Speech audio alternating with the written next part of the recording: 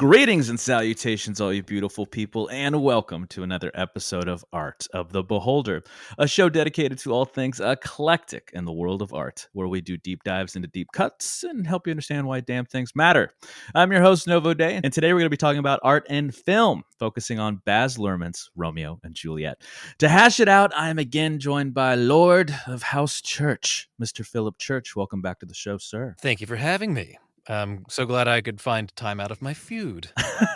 Your warring feud with the other family That's the thing, that they don't tell you about being lord of a house, that it comes with these fucking feuds. Falling in love with the daughter of their God. family. There's a lot of Yeah. problems that come with that. Not a fan. Not loving it. Let's tell the good people why. Why are we talking about Romeo and Juliet today?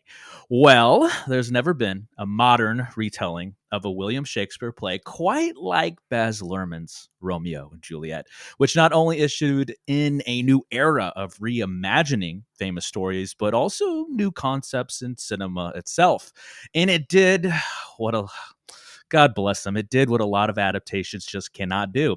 It made kids, and especially young kids, finally care about Shakespeare. I'd like to think it especially is like double especially now in this age, because this came out in like so long ago now that we had no idea about the upcoming Almost 30. the upcoming disgusting swath of awful remakes and reboots.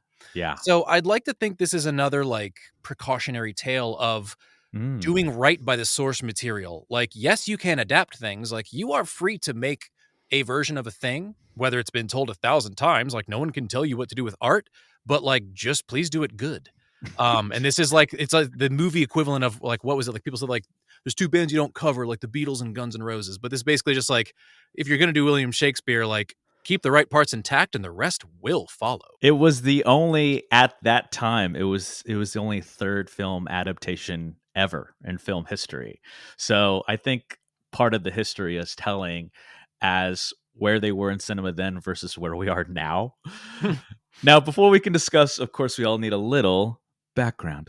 So Baz Luhrmann's rendition of the story, which he actually entitled in the film William Shakespeare's Romeo and Juliet, was released I on... believe it's pronounced Romeo plus Juliet. Romeo plus Juliet. Actually, It was released on October 27th, November 1st, and December 26th, 1996 in the Chinese theater, US and Canada markets, and Australia and international markets, respectively. It was produced, co-written, and directed by Lerman, whose credits also include the film Australia, The Great Gatsby, the modern one with Leo again, and just recently the 2022 biopic Elvis, starring there's Austin Butler. There's another film in there, but I feel like we'll get there. Oh, we'll get to that. We'll get there. Romeo plus Juliet. Stars Leonardo DiCaprio, Claire Danes, Brian Dennehy, John Leguizamo, Pete Postlethwaite, Paul Sorvino, and Diane Venora. It's the centerpiece of Lerman's what they have dubbed his Red Curtain Trilogy, between Strictly Ballroom, his first feature, and Moulin Rouge, another musical. And it is often considered one of the most influential Shakespeare film adaptations ever made. It's legitimately appreciate what kind of proper genius Shakespeare was, because one thing that I hate is just like undue like platitudes and when people just blow smoke up people's asses for like just because everyone else is doing it. Yeah. So it's, it is sometimes hard to understand the value of certain pieces of art / just artists in general. You never know where that certain perspective might come from.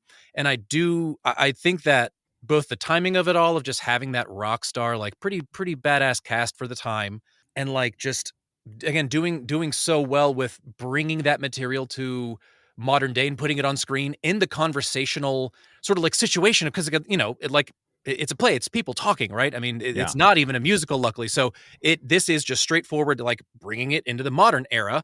So all they had to do is just pop it into a different physical location, and it really clicks so damn much more. Just watching this play out as a regular, quote unquote, regular conversation in front of a couple of people, to where not the entire work makes more sense. Like individual understandings of certain lines make better sense. Like it was so necessary. And it's funny too that being in the middle of that trilogy, that it's the non-musical of them. I actually have not seen Strictly Ballroom. I will also go ahead and admit, I've It's seen good. most of You should see Lerman's works.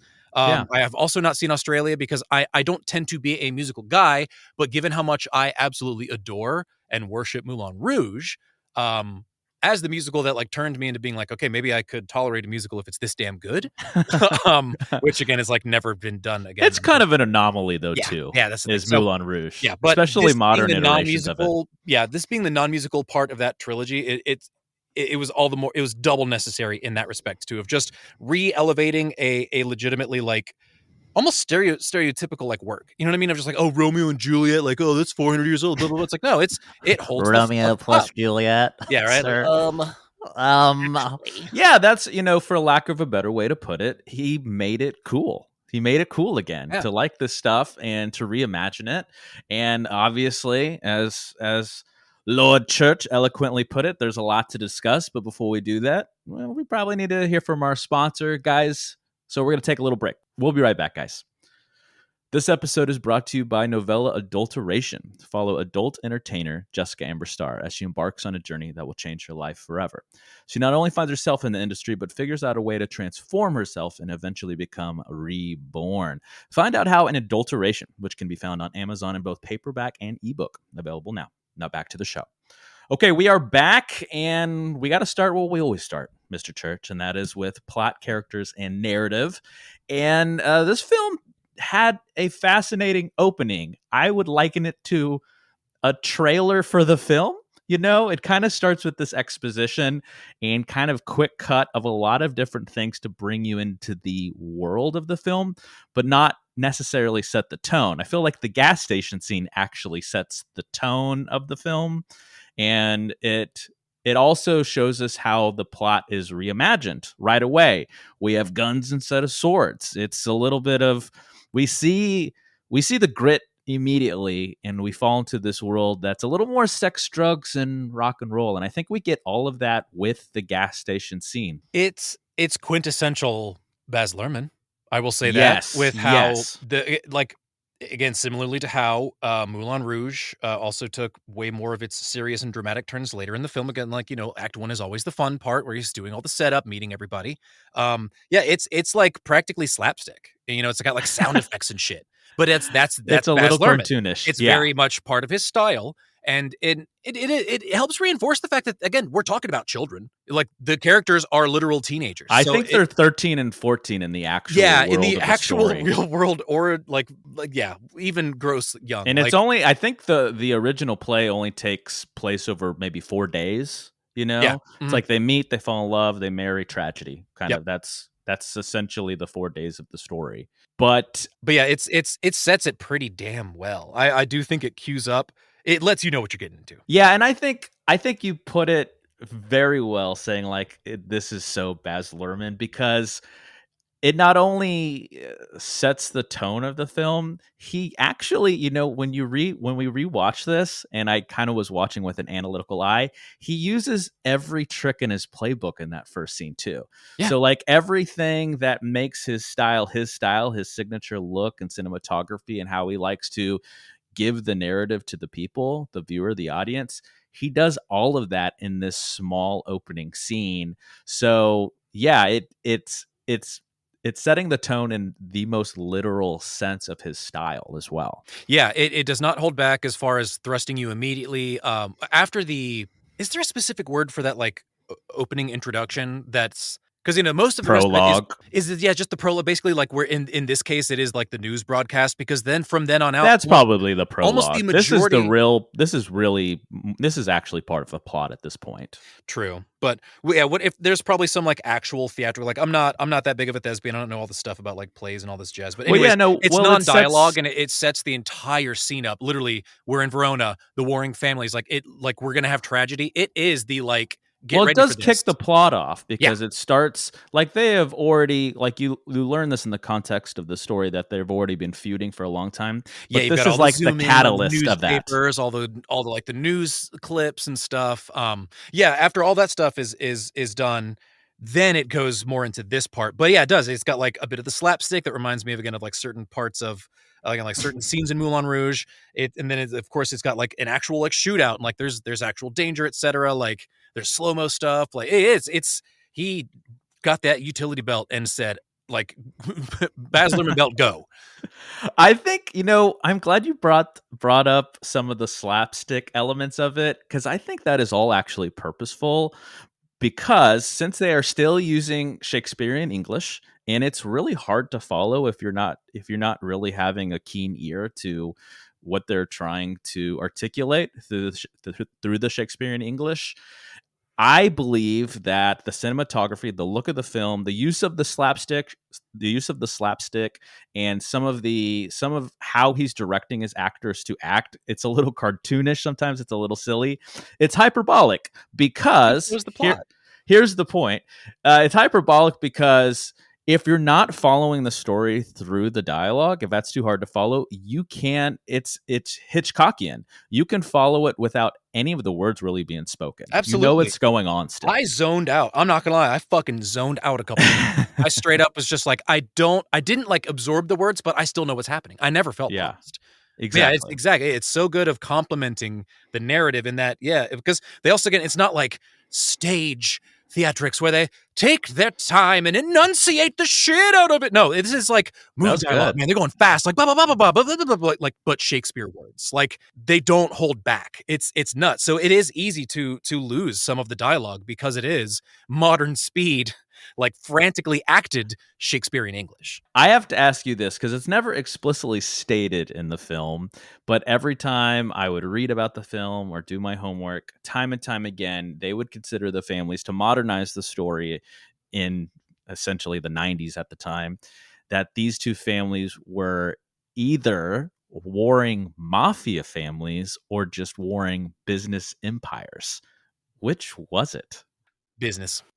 There was some security at the pool, I get that, but at the same time, if you're that rich, you're still probably going to have some security, like to guard your family, depending on how wealthy you are. So I will say the security guards are the one thing that makes me believe that, like, maybe it was more like mafia, but there's literally no other indicator that it is mafia. Exactly. And I think since it's open to interpretation, since I just like dark, underbelly, seedy, characters and storylines and stuff like that, I just want it to be warring mafia families because I just think it's cooler in my mind. The guns and yes, I guess that maybe back then, even as like just boys, they all ran around 13, 14-year-olds playing with swords.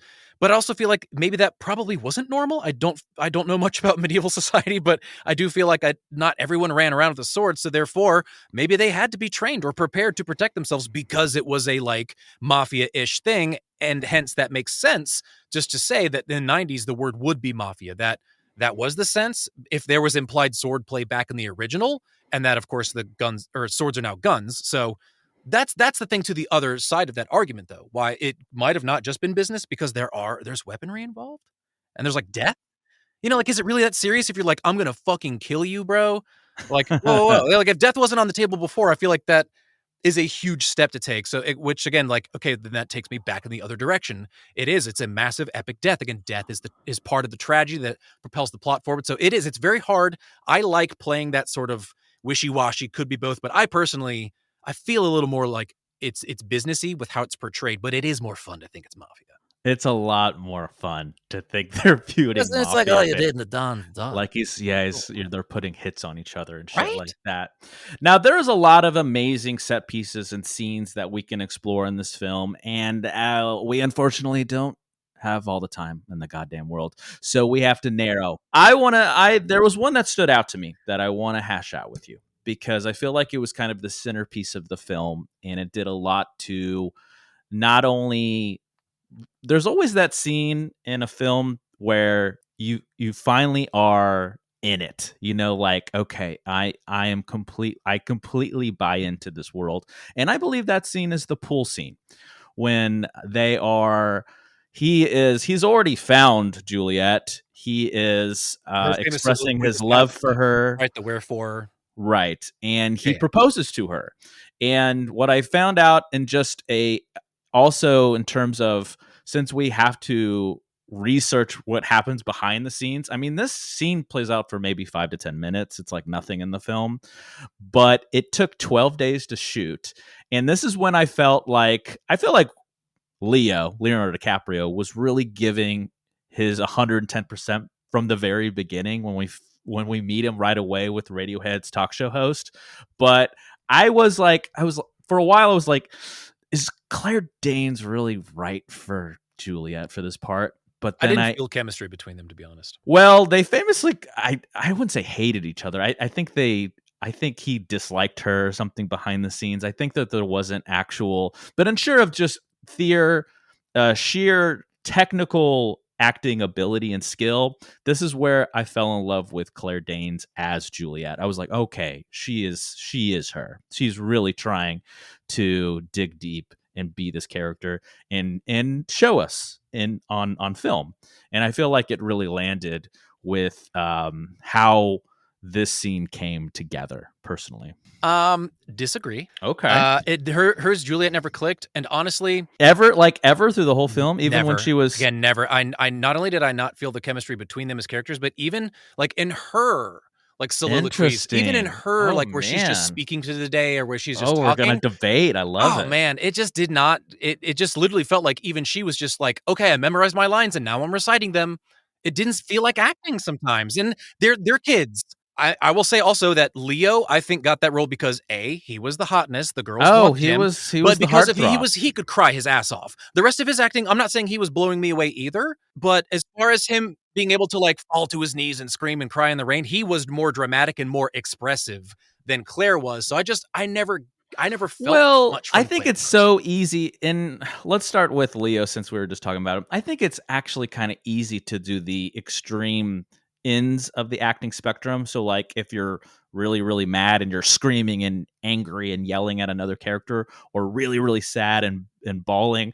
But I think all of the middle part is the hard part. All of the nuance of the micro gestures and the little a perfect example of this. Oh my God. Or like a recent example is fucking Don't Worry, Darling with Harry Styles and the chick from Midsummer.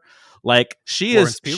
Yes, she is acting circles around Harry Styles. Like, Well, and she's it the is actress of the two of them, to be fair. Yeah, it is embarrassing how different it is. But that's a perfect example of like, yes, he can do like the really, really, he's like screaming in the car, angry or crying his eyes out stuff, because that's extremes of acting is not very technical. It's not very hard, but the little stuff in the middle is really hard. And I feel like that's where Claire Danes was kind of shining, especially when, and this is where I wanted to raise you a minute ago. It's like, okay, I'll put in, a couple more chips to raise you. Let's keep this hand going. Is when she fought with her father, I thought was powerful scene. That scene was excellent. That scene was fantastic. When he was like, he's like grabbing her by the shoulders and it's just like, and that accent. And when she's threatening to kill herself, thinking that she has to marry Dave Paris. Oh, Paul Rudd, you beautiful baby. I know. I had completely forgotten he was in this. Like the fact that, and he's talk about slapstick, like his acting was so silly, like it was so hammy. I don't even think it's acting. I think this is just him being like, "Hey, I'm hammy." Yeah. I think he just showed up and had the best fucking time he could, and that still means getting a good performance. And this was like Clueless era, like he was just kind of so up natural and coming. For him, just him, just being like, "Hey, I'm Paris." So hey, I'm Dave. I'm Dave Paris. No, the scene where the dad is like confronting her was super intense, and again, like that's a group scene, so I will say that like the energy is going to feed off of other people, whereas the acting is reacting kind of thing to an extent, and then a lot of the energy again, like the dad brought a lot to that scene. That actor again, I can't remember which that actor's real name because he's one of the few people whose name I didn't already know. Is that it's Paul Sorvino? Paul Sorvino, yeah. So. And then yes, in the other one again, are you talking about when she is confronting the not botanist? What's the fucking word? He's the priest, the father. Yeah, the priest or whatever. But the guy. What was the fun word they had for like when you go get like little potions down at the shop? Oh, an apothecary. Apothecary. Yeah, whatever. Apothecary priest character. Right? Is that the one where she's like, "You'll give me something, or else I'll fucking blow my brains out"? No. She was talking. Because that's another good one. That was another. She was talking to the main priest. Yeah, the one you're thinking of is when Romeo is getting the poison for himself, thinking that Juliet is actually dead and didn't fake her death, which actually happened. Right. Okay. But so that's where my brain went because that was another good intense scene. But I also feel like that technically just goes back to your point of like the more dramatic stuff is the easier stuff. So therefore, if those are the things you're raising me, it still just kind of goes with like, I think just at that time, Leo might have been a slightly stronger actor for just whatever reasons, because I'm just personally Well, feeling like just, Claire you was a know, we little love to stiff. close circles on our show. To bring it back, though, to the pool scene, I think when she was, the stuff in the middle is there because it wasn't extreme yelling, crying, I'm going to kill myself, or the other end of the spectrum. It was, you know, it was Like, ugh, this I'm boy. falling in love with you kind of thing. And I think we felt that as the audience. But not Philip, guys. Just not me. Yeah. Everybody in the world except for Philip, guys. I'm not the audience, everyone, just so you know, according to Novo. Philip Now, is not I think the this is a good segue to talk about the characters themselves, because remember, this was an adaptation and a lot of things changed in this version of the film, including, like, as we already joked about, he gave them first names. Like, there was, you know, like there was not any first names for the father and mother of each family. It was just Lord and Lady Capulet or Lord and Lady Montague, but it was Ted and Caroline Montague and Fulgencio and Gloria Capulet, and of course Paul Rudd's Dave Paris. In the actual story, it's just Paris. Yeah. And I kind of like that aspect. It made a lot of sense because, yeah, of course, like we definitely wouldn't call them Lord, and like they would have relatively normal modern first names. So right. I do remember that throwing me off for a moment of being like, her name wasn't Caroline, and then catching myself being like, yeah, you stupid idiot. This is Romeo plus Juliet. Like they had to give her a name. Yes, it's yeah, I feel like how the casting and I feel like the reimagining of characters into you know, and this guy kind of feed into the cinematography, the look of the film too, you know, with the grit and but also the glamour of the film. Like, it was a fascinating dichotomy of very two opposing worlds, much like the two opposing families in the film. So it helps to those characters, and that reimagining of the characters really helped to bring the visual aesthetic to life. So let's go ahead and talk about the look of the film. So I'm going to tee you up with one simple statement, in that this film oozed style. Everything was stylish and stylized. You know, Verona was essentially South Beach, Miami. One part's glitz, color, and neon, and one part grit, sand, and back tattoos. That's an amazing line. Yeah, I wrote that myself. That's dope. I've written a few things in my life. Yeah. What? Dude, Yeah, you did a couple times. Well, now we should have a conversation. Yeah. I do feel like, and especially with like how much they took advantage of, like what I was referred to like as the prologue or whatever, like that introduction thing of like with how much of it is dialogue, but there is that still a bit of like the omniscient narrator here and there. Yeah. Just, you know, for like the pure sake of like, oh, time has passed or just whatever, to make it very clear for these things. And even and that is, when they really did the thing to push the dichotomy of like being in like, well, I mean, it was essentially like obviously California. Like how part of it's going to be filthy and part of it's going to be filthy rich. I always thought of Verona as South Beach, Venice. Miami, though. But what, something like that. It could be California. Exactly. It's it could be Florida. It doesn't matter. Yeah, they literally just like didn't try to hide the fact of where they were, and they were just like, we're obviously going to call it Verona, so who cares? Plus, like, you know, it feels borderline romantic and Italian-ish, I suppose. Yeah, very much so. But and then to your point, I mean, hella stylized. Even when they're just doing stuff like the outdoor beach scenes, I mean, you know, like the outfits are all so like just so open shirts on bright florals, and some of the hairstyles are like, what's his nuts is fucking like high contrast color, you know.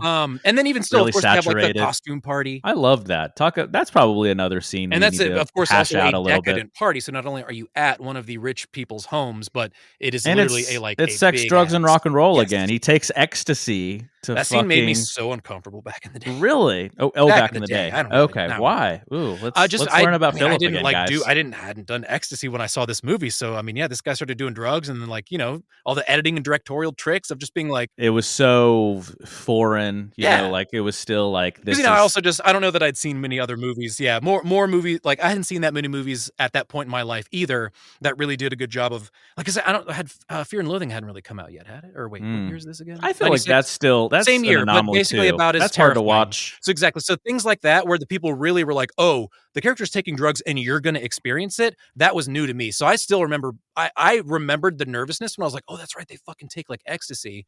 And this time around, of course, like, I know that nothing bad happens. Well, At not that yet. Not yet, this tragedy. And I feel like we can't talk about the look of the film, the cinematography, without adding in, all of the elements that is cinematography. So let's dive a little bit into the sets and costumes, editing and effects, things like that. And I also want to touch on symbolism, because there was visual symbols everywhere in the film. And going back to your most hated scene in the film, the pool scene, the water No, not is most hated. I'm kidding. No, actually, I think it actually does a damn good job of being like, of him like hounding her and her being like, "No, like, I'm telling you, I'm into you. Like, get away. Like, go home and don't die. Like, my dad's gonna have you shot." And he's like But pestering then her. like It's a light perfect. switch goes off when he's like, "Well, do you want to get married?" Or Yeah, and right. she's like, "Yes, I do. Like tomorrow. Let's get married tomorrow." But water is used as a symbol. It symbolizes this. And water's everywhere in the film, right? And it kind of symbolizes this, what I would call a special gravity between certain characters. Obviously, we see that in the titular Romeo and Juliet. And before I was writing like sub theses and stuff like this, I remember ending the film and thinking, Jesus Christ, Leonardo DiCaprio is literally like wet for half of the movie. Yeah. And I mean that in the literal sense, guys, and not like just the sexy sense. I mean, he is literally drenched in water for half of the fucking movie. Rain scenes, pool scenes, like just splashing water on your face because of ecstasy. Like, yeah, he's a drippy boy. He's a drippy He's got the boy. drip. It's the OG drip. Oh, that's And gotta that, be again, that post wet credits. hair look He's too. a drippy boy. Oh yeah, the wet. I feel like part of that was the aesthetics, the look of them trying to be stylish and cool. Yeah. Because he was. I think at this point he was already posing for, Versace and doing like ads Really? for clothing. Even by and 96, he was such a little geek. he was 21 in this film. No I think people shit. forget that. Yeah. Wow. Claire Danes was 16 and he was 21, but of course, So with yeah, that's editing probably why, like I or said, it's like makeup and I just stuff. feel like he had a little more experience under his belt that neither of them. Oh, for sure. Like Again, if like you they've see obviously both interviews of grown as them, actors. oh yeah, if you Tons. see like interviews back then of these, and I and I urge you guys to do that. It's so much fun.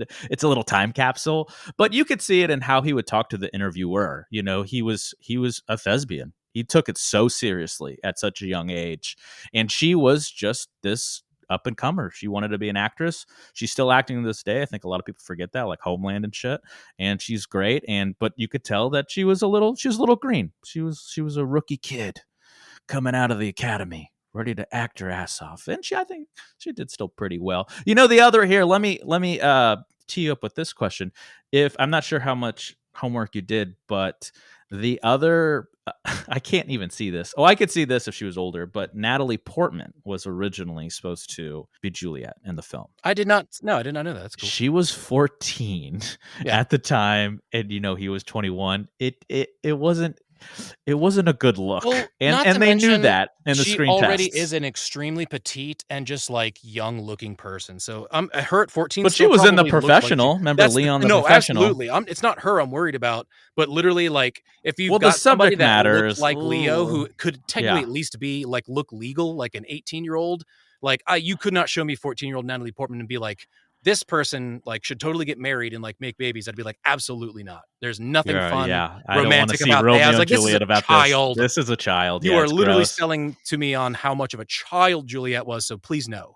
Like, And go back to like Claire Danes. Like, give me somebody who looks like at least a high schooler. I don't know. And then the other one in the running really was Sarah Michelle Gellar. Interesting. Yeah, I mean, she was. Yeah, that was her. I could kind of see it, but in hindsight, I'm still pretty glad they picked Claire Danes. Like, I feel like of their choices at the time, because again, when we talk about this stuff, I feel like we're still talking about it. We have to talk about it in terms of the business side of filmmaking too. And they wanted just like we joked about, of course they wanted fucking Leo because he was the heartthrob. He was the it boy. Oh, yeah. So because they wanted to sell tickets to their film. Like Baz Luhrmann wanted a career. He knew he had to play the game. It's like, okay, I want to make this film. I want to modernize it. I want to make it artistic. but I gotta cast someone that people will show up to see. And that's how Leo got cast. And that's why someone like Natalie Portman or Sarah Michelle Gellar was in the running. But as far as like just the acting, and yes, is the chemistry not perfect? It is.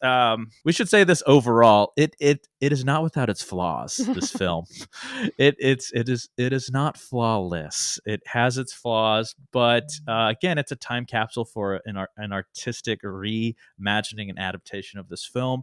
And for what they had and who they had and all of the little elements, I still think they pulled it off quite nicely. Oh, absolutely. I mean, yeah, with the amount of powerful elements, I mean, when you have that, like, the vision that obviously Baz Luhrmann has, now that he's demonstrated it across 6 like major films, and then even beyond just like having that amount of vision, like again, like the cast and even just the size of the production. Because it's one thing if you have the vision for it. Interestingly, I couldn't help but sort of feel a little judgy, but I was like, I see the vision, but obviously the quality of the special effects in those like news shots and like the big fake statue that they clearly just photoshopped over LA or Venice or whatever. A lot of superimposition. Like they Yeah, used like it the didn't look- basics of So it's special funny effects in that- this film. Yeah, the scale of it was still overall there. Again, like the ball dance, or like Halloween, whatever, the costume parties, like so much of the rest of it oozes with budget that clearly where they took the hit was the cheaper shit, like the special effects for the news. So again, give me the practical. That's good. He put it in the right places, but it was just something that caught my eye this time because you can then also tell that, I mean, obviously we all know, especially you and I and anyone listening, because the point of this is like we're discussing a big, piece of important, like, media, like a phenomenon, basically. I mean, again, it basically was just that, like, who knew what a phenomenon this would be. So Baz Luhrmann clearly got his budget for Moulin Rouge. Holy shit, was there a lot of money put into that one after the success of this, of just, again, like all those stars aligning, just perfect, like, yeah, all the things just clicked and, yeah, made for quite the memorable experience that legitimately brought Shakespeare to the modern age in like a very, like an incredibly approachable, normal way. And I think we can't talk about the effects, Yes, was it kind of crude and, lower budget? Sure. But I think where a lot of his creative choices shined is with what he became known for, what I will dub, the Lerman editing style of filmmaking, which is using editing to purposely fast forward and use slow motion, but within quick cuts of the filmmaking. So the invisible special effect we always talk about in our shows is editing. And though we saw the visual representation with some of the crude effects that he used, though I think I do have an example of when I think it all came together as almost perfectly. It came together in harmony, even though some of the things were lower budget and crude and things like that. I feel like with the Lerman editing and the practical effects and the traditional special and visual effects he used, I think it all came together when Mercutio is slain by Tybalt. Dude, the second you fucking started talking about this, that scene came to my head, but I was like, really? Yes. Yeah, he Honest to stays in the God. foreground. Romeo runs to the car in the background. We see the superimposition of the storm brewing above them. The wind is bustling, and we're ready for the vengeance that is Romeo. powder keg. He is going to run. He is going to chase after Tybalt and slay him to his death. And I feel like that scene, because it holds too. It doesn't cut away. But it holds. But then when we go into the Lerman editing, we're brought into the chase scene, and it's just this. It's the calm before the storm in a way, but then when we hit the storm, it's like, oh man, because the slaying of Mercutio is already powerful, and he curses. It's the famous Shakespearean line that he curses both the houses, and that curse actually does come true when Romeo and Juliet eventually die together. And that's crazy that you're thinking that. We're on the same wavelength. It's such Church. a dramatic, I mean, it's the obvious, like, sort of peak of the film. I mean, like, it sort of obviously stays on its plateau and just like it rides that momentum through the end, because it literally kicks all of it off. The families, like, the tensions rocket, of course, like the kids then are like, oh fuck, our families are madder than ever, what should we do? And then of course, like, the plan goes awry. It's literally that is like the beginning of the end. And it should have, like, that should be one of the most important moments. I will say too, I feel like there's something like almost like supernatural about like Tybalt in this one, in that like they literally in more than one scene have it so that when he yells, like some sort of explosion happens somewhere. There's like a weird bit of like the foreshadowing. It's again, it's just another way that how Baz is so damn involved in detailing, and his vision is so precise and awesome that I love that they worked that in. I definitely did not catch that the last time, but it happened. I remember it was twice. I remember while I was watching it the first time around, I was like, oh wow, cool, that was crazy. The fireworks went off when he yelled, but then they like did it again later, and I was like, what is happening? This is when I think I fell in love with villains. Throughout my entire career, and since I was a young lad getting into the arts, I've always been drawn to villains and anti-heroes and rogues and all these people. And I think the furthest memory I have is falling in love with Tybalt as a character. As soon as he says, and I quote, "What, drawn and talk of peace?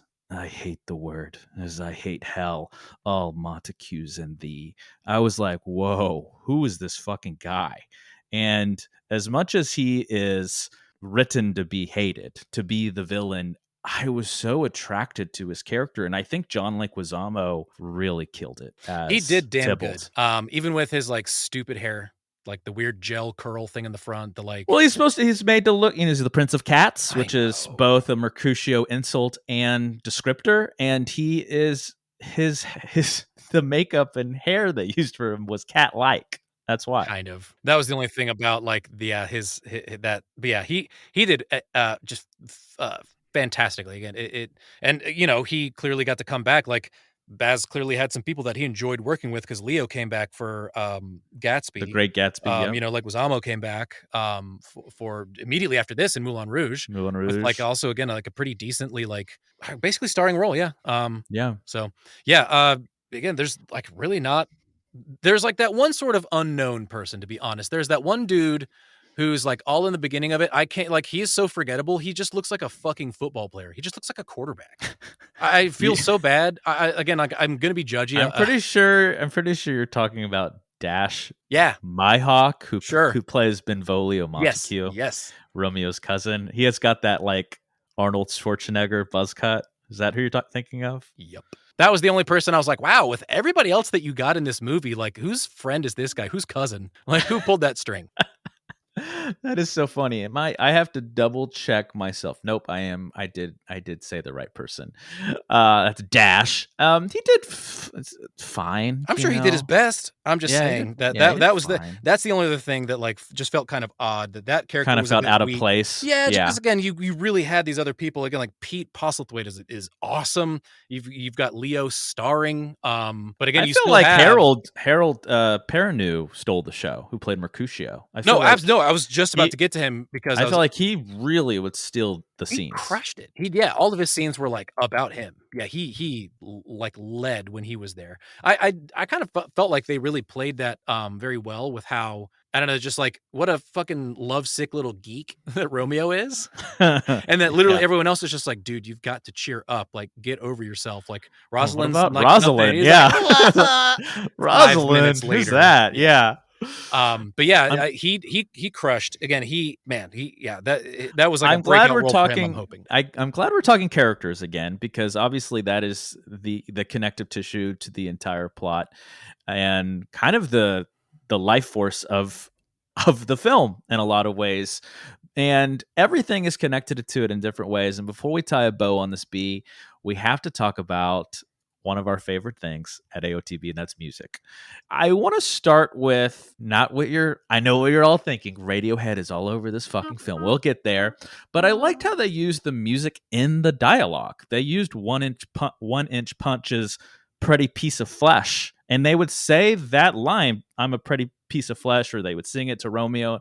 Like the music was an integral part of this film, like we hadn't seen before. We've seen it since, but this is like on the in the great words of Mr. Theodore T. Buck, if we're gonna have a Mount Rushmore of the best soundtracks of all time, I feel like Romeo and Juliet's from the 90s is on there. Yeah, it's bangers, wall to wall bangers. It's just good shit. And it is interesting that they were able to find such great songs that happened to line up with the very words. Again, it's just that yet another sign of the signature, like Lerman dedication of like, when you look at some directors' resumes and you're like, interesting, they only made this many films. And then you go back and understand the scope of it again. And you're like, yeah, duh, no shit. It took them 4 years to make that. So yeah, they probably searched good and high and low, because they still got top, again, like everything else, like they had clearly a good budget. The set pieces were amazing.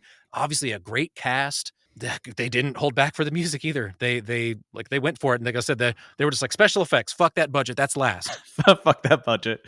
Yeah. And we are contractually obligated to talk about Radiohead every few months at AOTB. And they used the commissioned talk show host. So this was not on an album, guys, if you're wondering. This was just for the soundtrack. They used that as the theme for Romeo. As soon as Romeo comes in,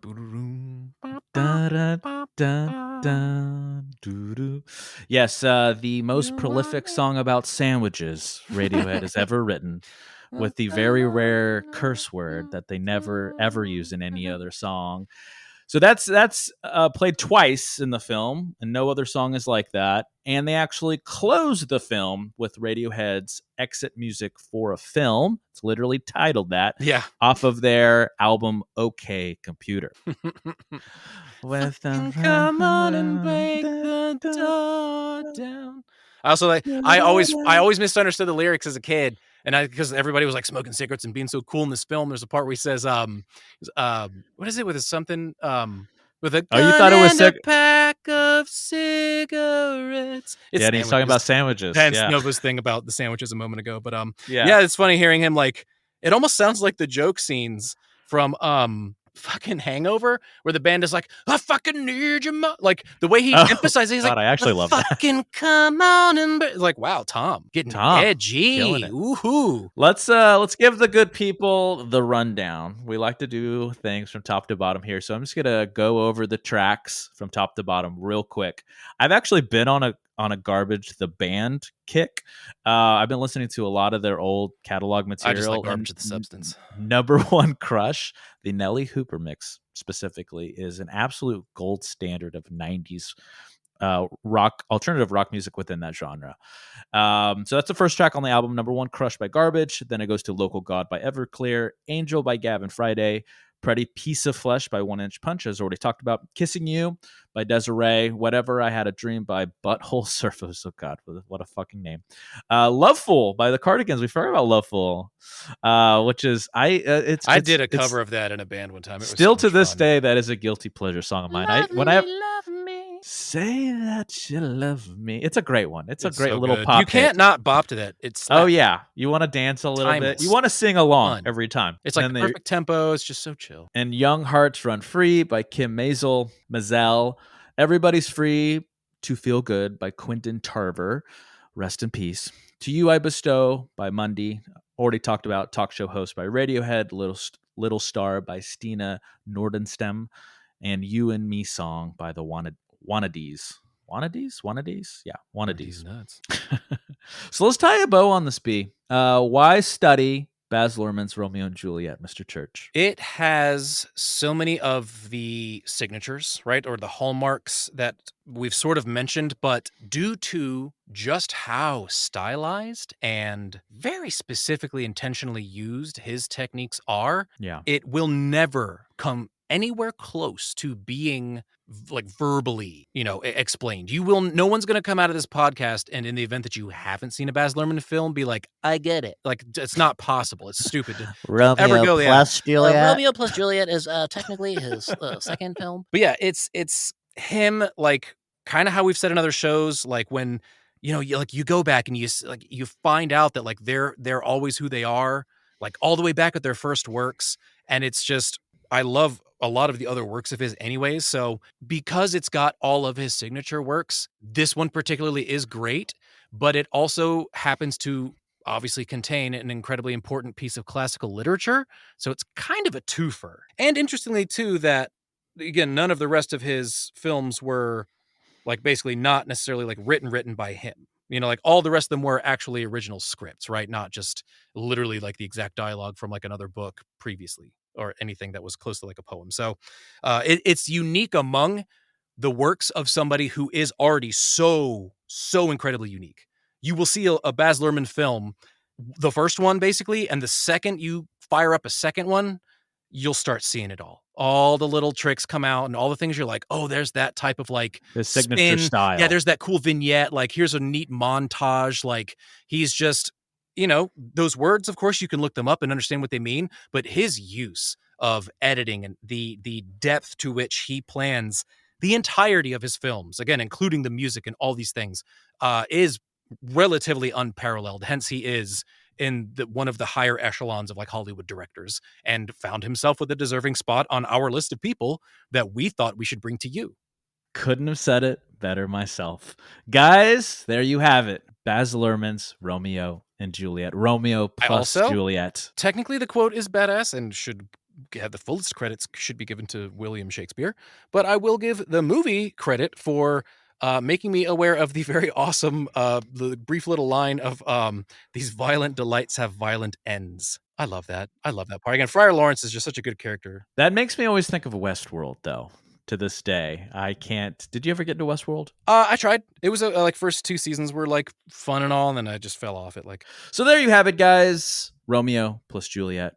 Baz Luhrmann, William Shakespeare, forever. From top to bottom, I want to thank you for listening. I want to thank my guest, Lord Church, Lord of House Church. You can't see the bow that I just took. I'm very in character. But before we go, we got a little extra for you, a little icing on the cake, a little cherry on top with what we call the Gem of the Week. If you're new to the show and don't know what the Gem of the Week is, where have you been? We've done this like 100 times now. But if you're new, here it is. We like to talk about something here at the end of our shows that doesn't always fit into the scheme of the episode, show, or topic, but it may be on our radar in the last day, week, or month. So we want to give it to you guys so you guys can dig deeper. Before we get there, let's talk about their sponsors. Today's gems are brought to you by Zencastr. Zencastr is our go-to tool for remote podcast recordings. What's great is that you can record separate audio and video tracks, and it's all backed up on a secured cloud, so you never lose your hard work. Even better, it's easy to use, and there's nothing to download. So go to zen.ai, that's zen.ai/artofthebeholder, or just use promo code artofthebeholder and get 30% off your first 3 months with the pro account. Now back to the gems. Mine is 2 films that, when I rewatched this, it made me think of some other films I was getting into at the time, and I thought that would be good gems for our audience if you haven't seen these, which is 1998's Lock, Stock, and Two Smoking Barrels, and 2000's Snatch, both by Guy Ritchie, who was an up-and-coming filmmaker like Baz Luhrmann at the time. And a game that this is another oldie but a goodie, a video game. It's called Super Meat Boy. I don't know why I decided to pick this up again, but it kind of captures the beauty of 90s era Nintendo video game platforming with modern controls and consoles. It's still 2D. You just get to the end of the level. That's the whole point, Mario style, but there's pits and obstacles, and there's a little bit of plot thrown in there for good favor, but it's a lot of fun, and I think you guys will really enjoy it. Heck yeah. I had a movie at the ready, and you mentioning a video game did remind me that I was playing a fun Souls-like the other day called Thymesia. It is currently included in like the PS Plus catalog, and for all I know, that means it might be available to you Xbox folks as well. Fun shit, especially if you liked Bloodborne. It's the most like that one, in that it's like kind of quick and gothic. The movie I'm going to bring up is the 2010 remake of The Karate Kid. So Karate Kid 2010 with Jackie Chan and Jaden Smith, surprisingly awesome reboot. There you have it, guys. Check it out. And if they want to get a hold of you, how do they do that? Shoot up a flare. I have a website, turns out, philipchurch.tech. And Philip has one L in it. That's how you can get in touch with me. There you go, guys. Check it out. If you like that, you can always follow us at novadayproductions.com. You can follow at _Nova_Day and Nova Day Media. If you'd like to reach out and be on the show, you can reach out to us at novadaymedia@gmail.com. Don't forget to like, subscribe, do all the things. And until next time, we'll see you in the next one. So be good to each other. And as always, good luck and Godspeed. We love you. Art of the Beholder is brought to you by Novo Day Productions. Created and hosted by Novo Day and the Novo Day Collective. Facebook.com/Novo Day Media. At Novo Day Media on Twitter and Instagram. Music by A Company. Facebook.com/ACOMusic123. ACO on Spotify. Logo design by Tom Justice, JESTUS, of thejusticecompany.com. and executively produced by Clayton Anderson. All rights reserved.